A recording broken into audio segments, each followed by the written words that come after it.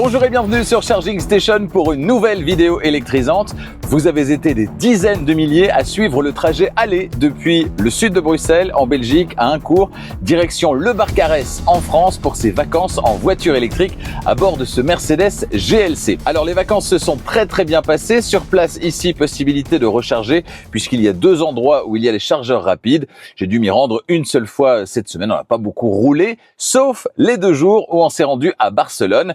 Barcelone depuis ici, c'est 216 km. Alors 224 en vrai pour le trajet aller, puisqu'on a fait une petite halte au musée Dali à Figueras. C'était d'ailleurs bien sympa, je vous le conseille. Donc 224 à l'aller, 216 au retour, quelques kilomètres sur place, 457 km au total. Est-ce que ces 457 km avec une batterie au départ à 100%, eh bien, j'ai pu les réaliser en une seule fois sans devoir recharger? Eh bien, la réponse est oui. 457 km et il me restait encore 17% dans la batterie.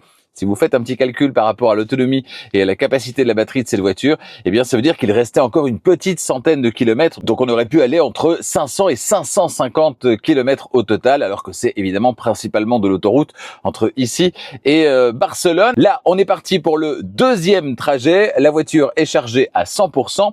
Pour ce deuxième trajet, le trajet retour vers la Belgique, eh bien, je vais faire une petite halte. On va s'arrêter du côté de Nevers, dans le centre de la France. On va y passer la soirée et la nuit. 9h54, on démarre dans quelques minutes aux alentours de 10h ce samedi matin avec un arrêt intermédiaire ici du côté de Nevers, avec la destination encodée, elle est à 1150 km. Vous voyez qu'il y a un petit peu de ralentissement, mais ça peut changer d'ici demain, évidemment.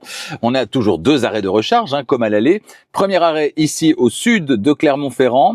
Arrêt de 21 minutes. On aura parcouru à peu près 400 km. Est-ce qu'il y a de la place au chargeur? On va aller voir ça. Alors, la voiture ici recommande un 15,82 et pour l'instant, 7 sur 12 sont disponibles. 7 chargeurs sur 12. C'est du 350 kW. Donc ça, c'est vraiment optimal pour ce Mercedes GLC. C'est très bien. Bon, jusque-là, les choses ont l'air de plutôt bien se présenter. On va voir ce qu'il en est tout au long de ce trajet et donc de cette vidéo. Trajet que vous vivez avec nous.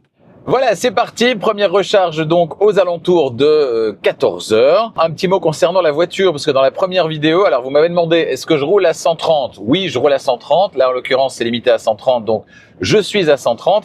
Et puis, vous m'avez demandé de donner plus de détails par rapport à la voiture. Donc, c'est pas un essai de la voiture. Ces 2 vidéos aller-retour depuis la Belgique vers le sud de la France.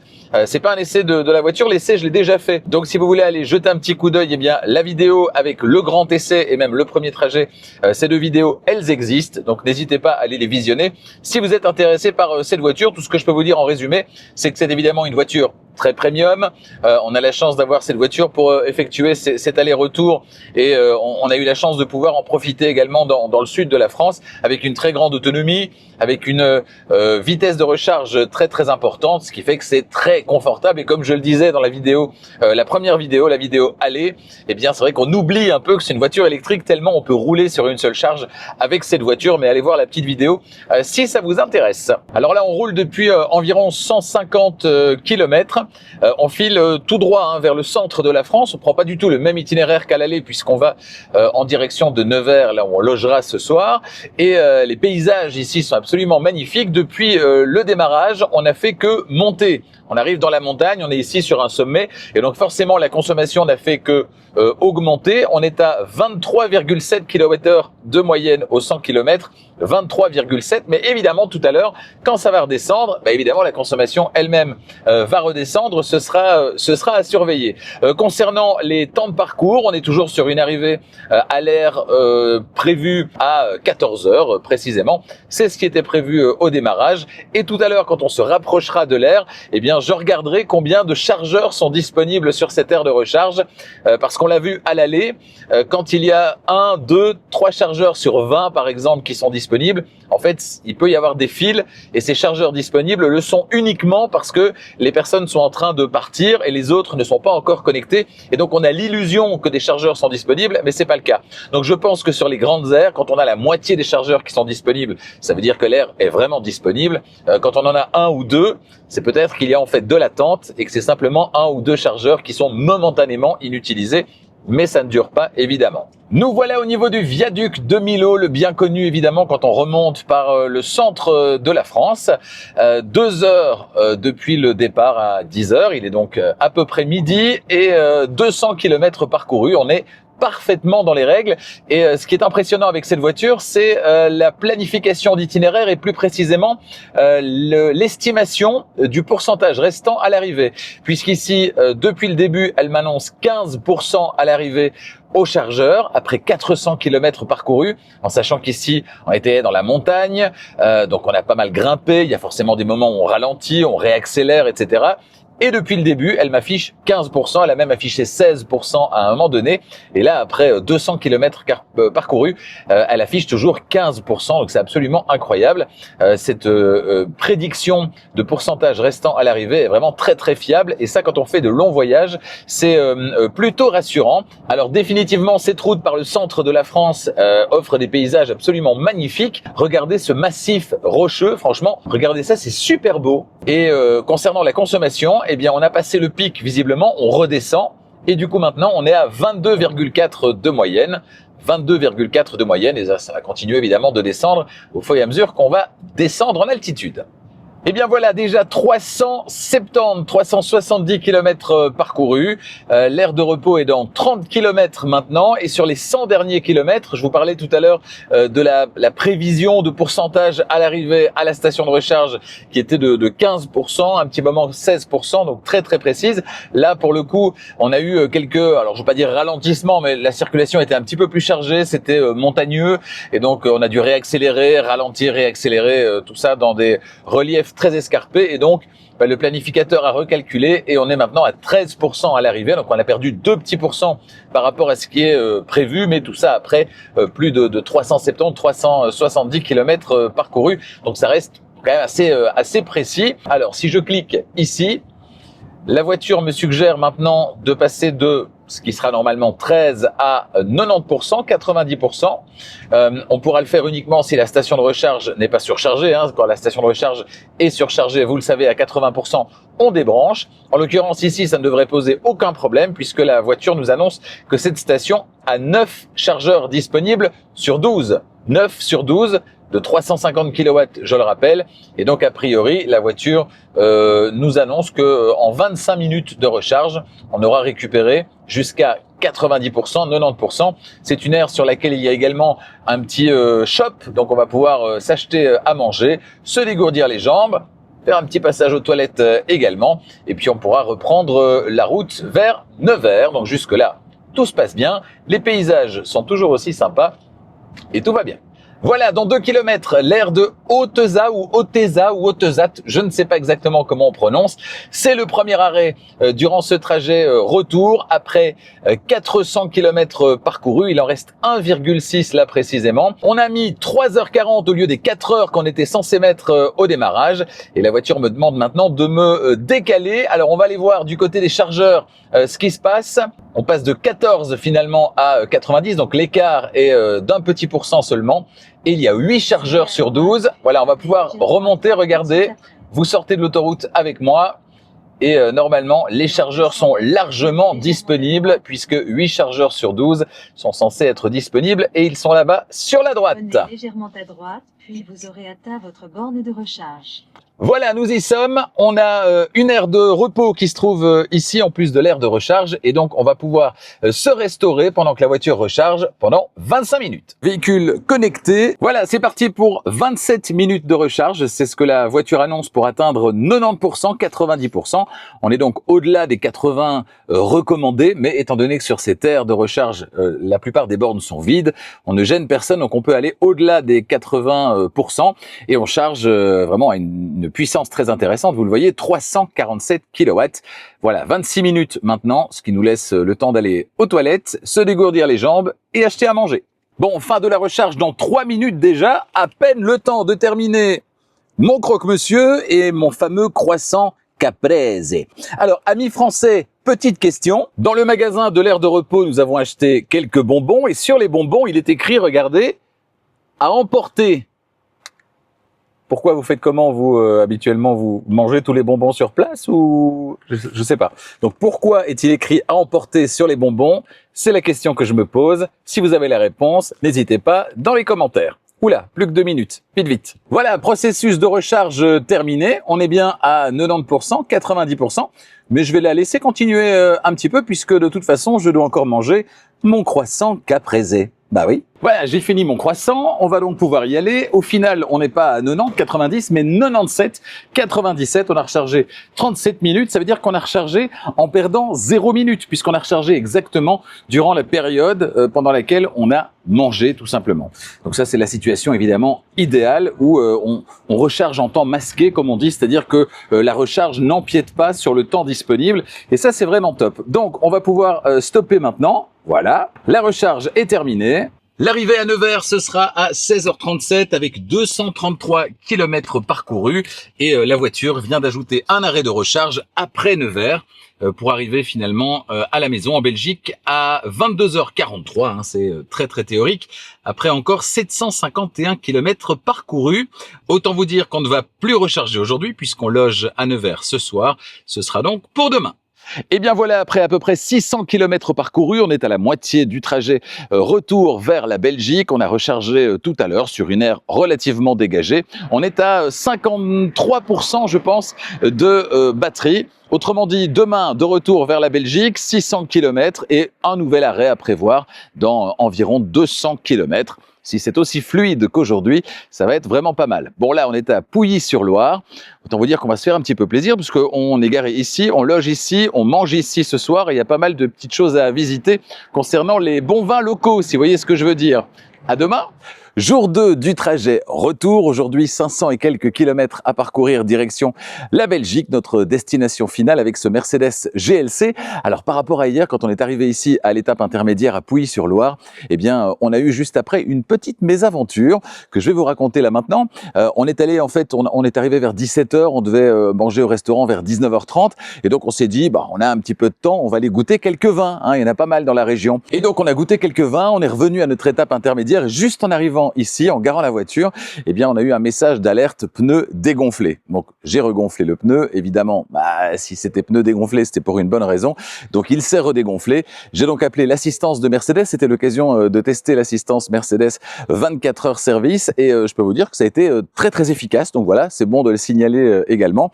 J'ai appelé le numéro en Belgique. Ils ont appelé un dépanneur ici qui est venu et qui a retiré ça, voilà, cette vis qui s'était logé dans le pneu arrière gauche, pas très chouette. Du coup, il a réparé avec une mèche. Il m'a dit que normalement, ça devait tenir. Donc, on a ce petit challenge supplémentaire aujourd'hui. Est-ce que ça va tenir? Est-ce qu'on va retrouver la voiture là avec un message ou pas? On va le savoir dans les prochaines secondes.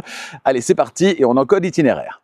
Voilà, calcul de l'itinéraire, on arrive à 14h43, 522 km à parcourir.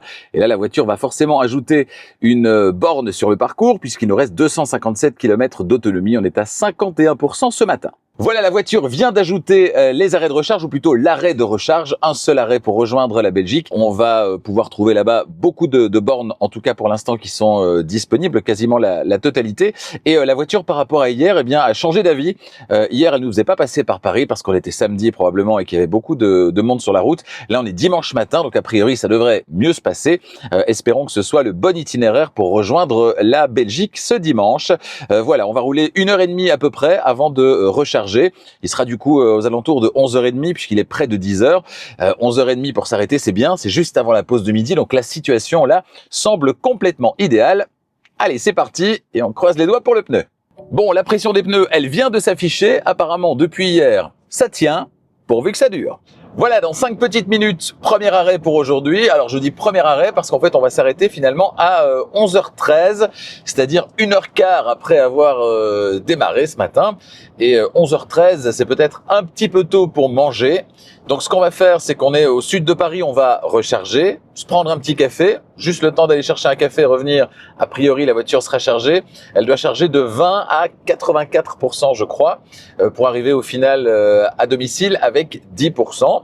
20 minutes, ça veut dire que oui, on a le temps de faire l'aller-retour, prendre un café, peut-être siroter quelques gorgées et puis on démarre.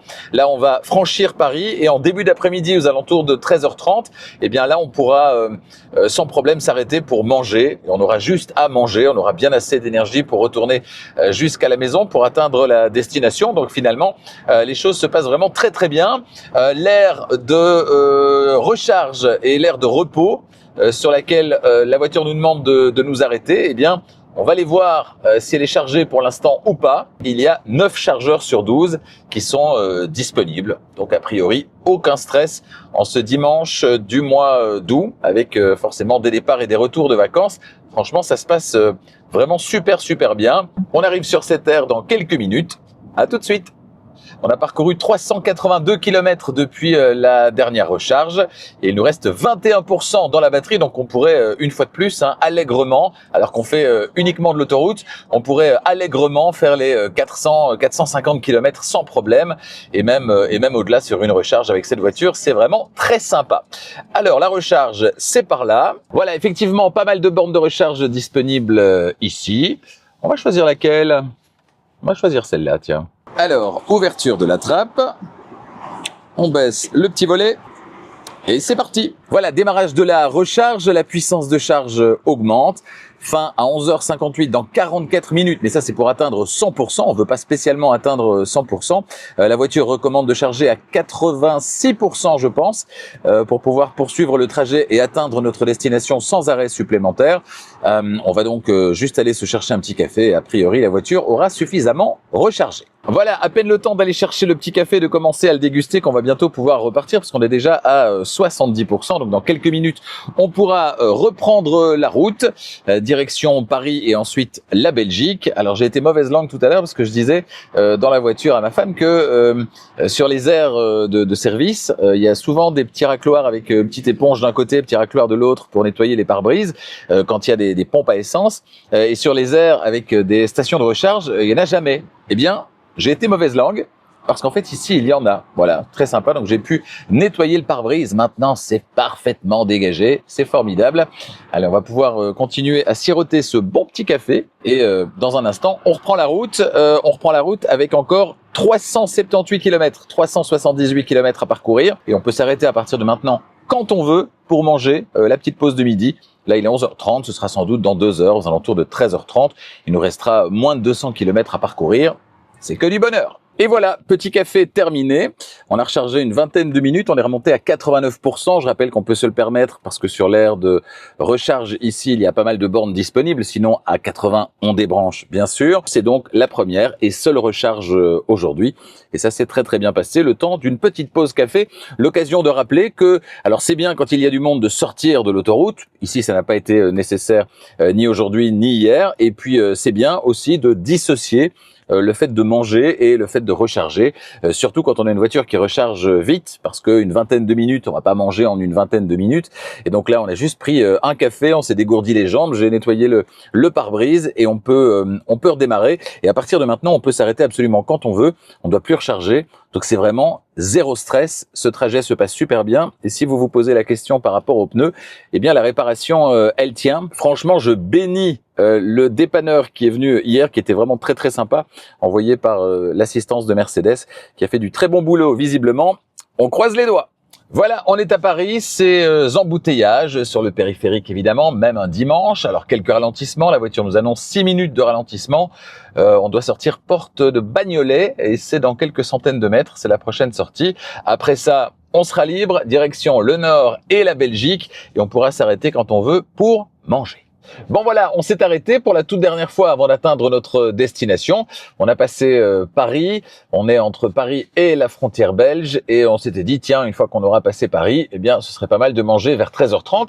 Vers 13h, on avait envie d'un petit McDo et donc je suis allé dans le système de navigation de la voiture et j'ai demandé tout simplement dans la partie restauration sur la route de trouver un McDonald's et donc en scrollant, j'ai vu McDonald's à un moment donné sur cette aire de repos et donc je lui ai demandé d'indiquer ça, d'insérer considérer ça comme destination intermédiaire. C'est ce que la voiture a fait et donc nous y sommes à 13h28. C'est parfait, c'est exactement ce qu'on voulait. Bon ben voilà, on a fini de manger, on a pris une demi-heure à peu près, un peu plus d'une demi-heure, 40 minutes. 14h08, on sera finalement à 16h35 arrivé à destination avec 19% dans la batterie. On fera un petit point à l'arrivée tout à l'heure aux alentours de 16h35, petit point sur ce deuxième trajet. On est ici sur l'aire de Resson. Voilà, Resson pour ceux qui connaissent. Et il y a des chargeurs, des chargeurs Total Energy derrière. Ça suit bien, c'est relativement rempli, mais ça suit bien alors qu'on est en pleine heure de midi. Je peux vous dire qu'au McDo, c'était le rush. Et franchement, ça se passe super bien, même sur le parking ici en termes de flux. C'est plutôt fluide. Voilà, on va reprendre la route. On s'est pris un petit café pour la route. Et puis, rendez-vous donc pour vous dans quelques secondes et pour moi dans 2h30 pour la conclusion de ce trajet retour. Et bien voilà, c'est presque la fin de ce deuxième trajet, le trajet retour depuis le sud de la France, région de Perpignan, le Barcarès précisément, jusqu'au sud de Bruxelles à Incourt, dans le Brabant wallon. Au total, je peux vous dire que j'ai parcouru 2900 km précisément, parce qu'on est à 2893, 2893, et il reste 7 km à parcourir, donc ce sera 2900 km au total, l'aller-retour vers Barcelone quand on était sur place, et du coup j'ai une moyenne de consommation qui s'établit à 18,9 kWh au 100. 18,9 kWh au 100. Pour vous donner une idée, sur l'ensemble de ce trajet de 2900 km, ça représente, si vous avez l'électricité à 30 centimes le kilowattheure par exemple, on peut l'avoir bien en dessous comme on peut l'avoir au-dessus, je prends une moyenne, ça vous donne 165 € à peu près de consommation. Donc 165 € d'électricité pour parcourir près de 3000 km. Par rapport à la voiture à moteur thermique, c'est bien sûr totalement imbattable. Si on tire les conclusions générales par rapport à la facilité de recharger ou pas. Alors plusieurs enseignements, ça a démarré très très mal dans la première vidéo, vous l'avez peut-être vu, avec le premier arrêt qui a été un petit peu compliqué, en plein temps de midi, sur une aire où tout le monde s'arrête à ce moment-là, et donc il y a beaucoup d'attentes, etc. On a un peu galéré pour recharger, et puis au final on s'est rendu compte que quand on était dans ce type de configuration, dans ce cas de figure, jour de grand départ, borne ultra sollicitée, eh bien mieux vaut sortir de l'autoroute, ça c'est l'option numéro 1, ou bien anticiper et recharger sur l'autoroute, mais peut-être sur une aire avant, plutôt que sur la première grande aire en France, là où on a tenté de recharger. Je dois vous dire que sur tous les trajets suivants, sur toutes les aires suivantes qu'on n'a pas forcément utilisées, puisqu'il y a des bornes de recharge sur toutes les aires en France, et bien chaque fois je regardais, et il y avait chaque fois de la place. Donc c'est vraiment pas de bol sur ce premier rendez-vous. Ensuite, il y avait de la place. Pour la deuxième recharge du trajet aller, on est sorti de l'autoroute. On aurait pu, je pense, rester sur l'autoroute. Ça aurait été tout à fait faisable. Et ça s'est passé de manière beaucoup plus fluide. Très très fluide sur ce trajet retour, avec une première recharge qui s'est passée de manière en temps masqué, puisqu'on a mangé pendant ce temps-là, donc on n'a pas dû attendre. On a mangé, on a même pu d'ailleurs recharger plus que ce qui était nécessaire parce qu'on était en train de manger. Et puis la petite halte du côté de Pouilly-sur-Loire, on l'a fait pas, ça ne change rien puisqu'on n'a pas rechargé à cet endroit-là.